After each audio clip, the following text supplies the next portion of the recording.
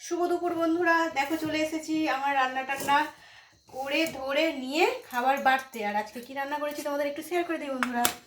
এখানে করেছি করলা ভাজা, আর এখানে দেখো করেছি মুসুর ডাল, করেছি টমেটো আর ধনে পাতা দিয়ে। ডালটা দারুণ হয়েছে কিন্তু বন্ধুরা।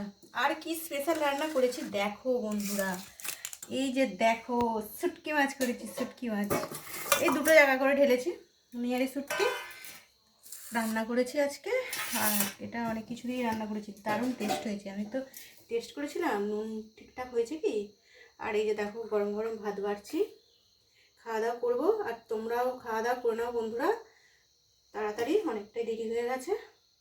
শুটকি মাছটা কি দিয়ে রান্না করেছি, বেগুন, পেঁয়াজ কলি, আলু আর পেঁয়াজ, গাজর, ধনেপাতা সব কিছু দিয়ে রান্না করেছি, দারুণ হয়েছে।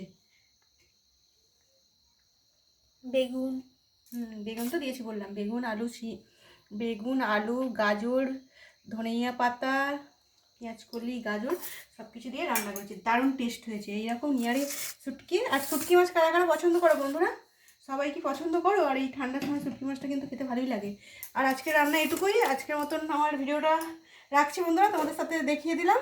আর এই যে দুটো জায়গায় ঢেলেছি, ছোট ছোট করেই ঢেলেছি, কারণ এখন এটা খাওয়াবে আর এটা রাত্রের জন্য। শুটকি মাছ হলে তো একটু বেশি ভালো লাগে, সেই জন্য দুটো জায়গায় করে করেছি, একটু বেশিই রান্না করেছি। চলো বন্ধুরা, আবার অন্য কোনো ভিডিও নিয়ে চলে আসবো। আজকের মতন টাটা, বাই বাই।